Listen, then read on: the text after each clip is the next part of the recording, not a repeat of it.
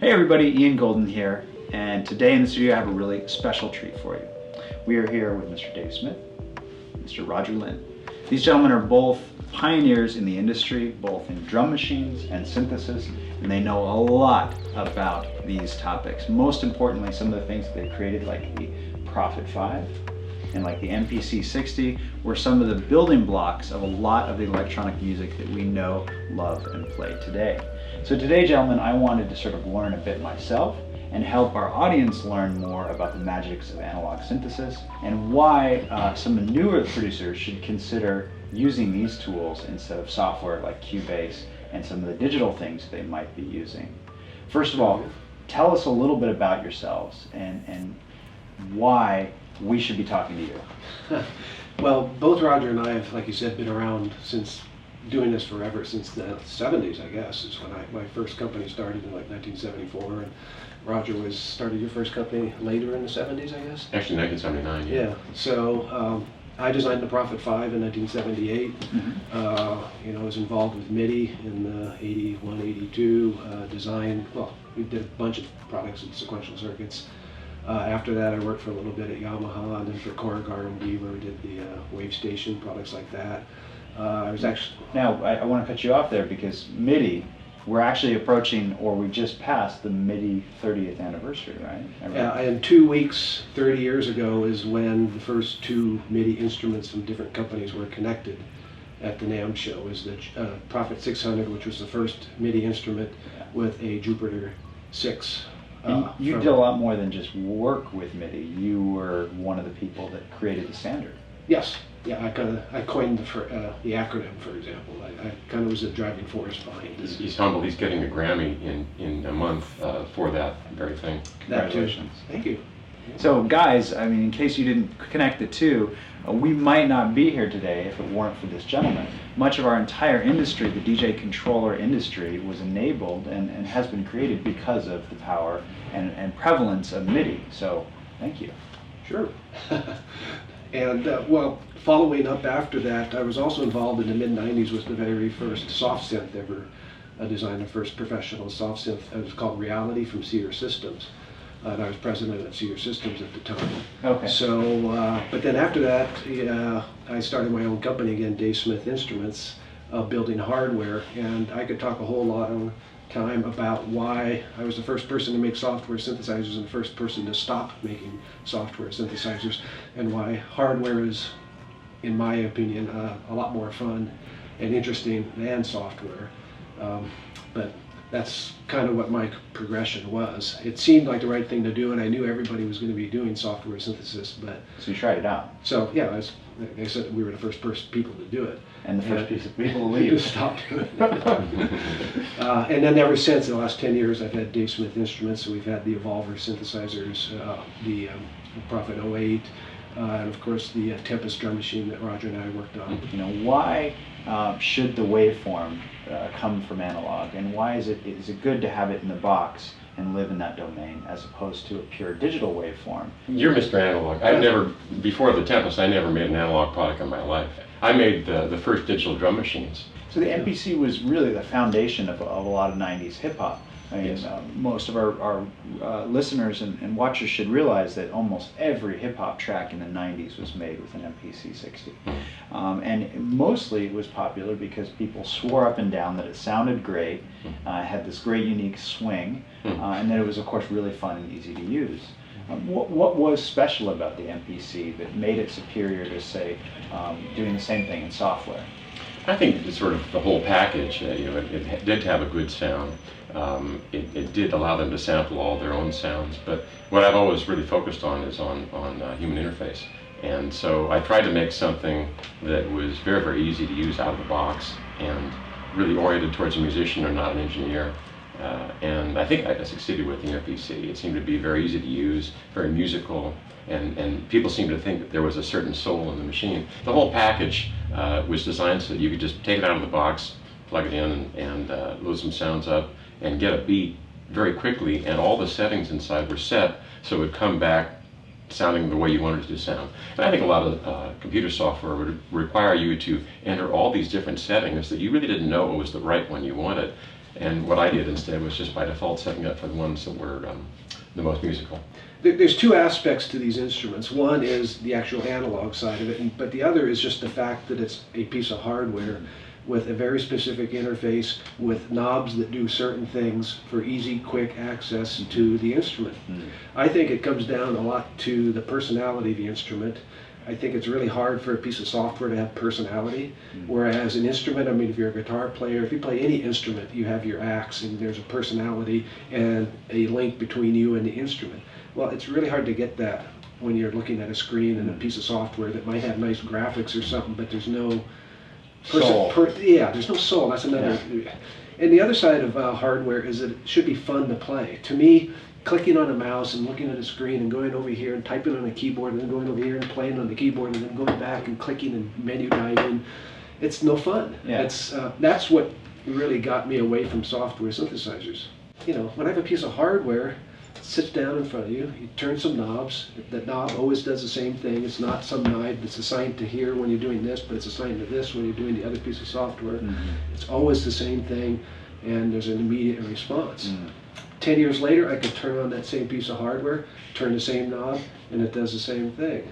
A long time ago, I predicted that software synths won't work at some point in the future, that you always have to upgrade them continuously, or at some point they stop working.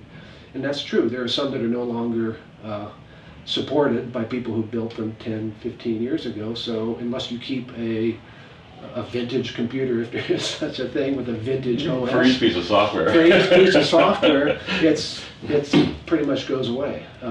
And as a designer, the last thing I want to do is spend 90% of my time porting my product to every new OS, every new computer, every new everything every year to keep it running. And then having to resell the same software to my customers. Well, sorry, you got to buy it again because I had to spend time changing it just because the computer changed. Because it's all out of your control. Yeah. When I build a piece of hardware, I have 100% control. I have nobody else's OS to deal with. I have nothing else to deal with. I could start from a blank slate and build an instrument that does what I want it to do. Something I want to add about the analog circuitry, and I've really gained a lot of this knowledge just in playing with Tempest, but there's something nonlinear that happens in those analog circuits that that just kind of automatically sounds right. And as it turns out, it really takes a whole lot of math and a lot of processor speed to emulate that. And it's funny because a lot of the software emulations of analog that are coming out, they're finding out it needs to be better. There's to be a better emulation. And some of those really are CPU hogs to be able to get close to it. And it's something about it, it just fits in the track just right. It sounds right, the bass seems to sound right, the treble seems to sound right, and it just seems to take less tweaking. So almost, I'm wondering, in terms of the value proposition of an analog synth, most of the kids out there who might not have a lot of money are thinking, oh well, what's the cost of a lower end Dave Smith instrument? Our least expensive product is called the Mofo. It's a monophonic synthesizer, and it's $400. We've got a lot of technology where we've been able to get the cost of analog down quite a bit from what it used to be in the old days. I mean, the Prophet 5 was like, what, $4,500? Wow. And that was in $1978, which... And how much does a Prophet 5 sell for today, though? They're still very expensive. I mean, 30 years later, you can pay $2,000 or $3,000 for them. And nobody's going to pay extra money for a vintage software. Exactly. So that's where I'm going here, folks. That you could spend $200 on a piece of software, and over the course of 10 years, you're going to have to update and buy that software again. What, 4 or 5 times? Yeah. So now you're into it $1,000, or you could buy a hardware instrument once and then resell it 10 years later, and maybe recoup your money.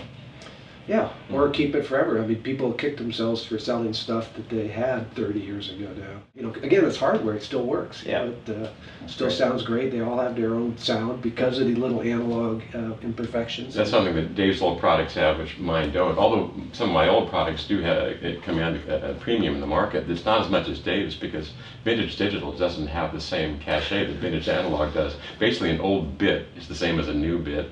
It's kind of like, who wants to buy the first CD player? Nobody really, But people want to buy the old tube stereo equipment or old transistor analog stereo equipment or those old synths. So we've identified one key advantage, which is that it's tough for software to emulate really complex and quality analog occurrences. What about the sound synthesis itself? The fundamentals of the waveform and the harmonics and some of these very musical things. Is there a difference between analog and digital? There's always a difference. Basically, most software and most digital synths are emulated and trying to copy the standard, two oscillator, low pass filter, VCA type architecture of the classic analog synth.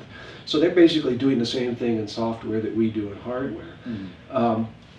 The software sounds good. Most of it, they sound good. They've gotten good at it.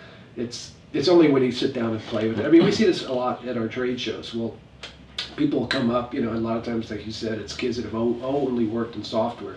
They put the headphones on and they start playing, and after about 10 seconds they start smiling, and after about a half minute they go, okay, I get it, I understand. And that's what it takes. You just have to sit there and try it out after your ears are used to listening to the digital stuff and the software all that time. Mm. If you look at the way that the designers, the software writers tricks they'll use to do emulated analog, they always band limit their oscillators because when you're dealing with a fixed sampling rate, it's possible to get an heterodyning. Basically, you generate other frequencies when your high frequencies are too close to your sampling rate. And so there's some band limiting always going on. And an analog oscillator, there's a lot of people say there's certain breadth to it. They know they can turn that filter up and get all those highs out, and they sound natural. There are never any odd frequencies in there, even if you sweep the high ones. And although a lot of the time that isn't so necessary, particularly in bass sounds and such, it's there. And there is no such thing as band limiting an analog oscillator because it's an analog oscillator. Yeah. You don't have to play tricks with it. I've often said, when you're designing a synth, if you're designing with digital, you spend all your time trying to put slop into the sound to make it sound more natural. But when you're designing with the analog, you're constantly fighting to take all the slop out because you don't want it too sloppy like the old analog synths where they wouldn't stay in tune. Mm-hmm. And one voice to the next would be completely different. You want them to be as close as they can be, but they're always going to be different because they're analog. So it's just like, you hit 6 strings in a guitar, every string is different, so they're always going to sound a little different than each other, even if you play the same note.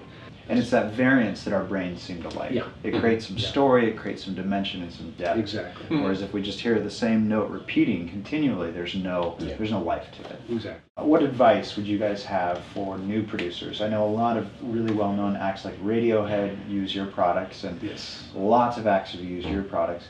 What advice do you have for young producers today in terms of creating their own unique sound? Well, it's real easy to do with an analog synth because the sounds it comes with a bunch of sounds. Everything comes with presets, and you could just start turning knobs and see what happens, even if you don't understand what's going on.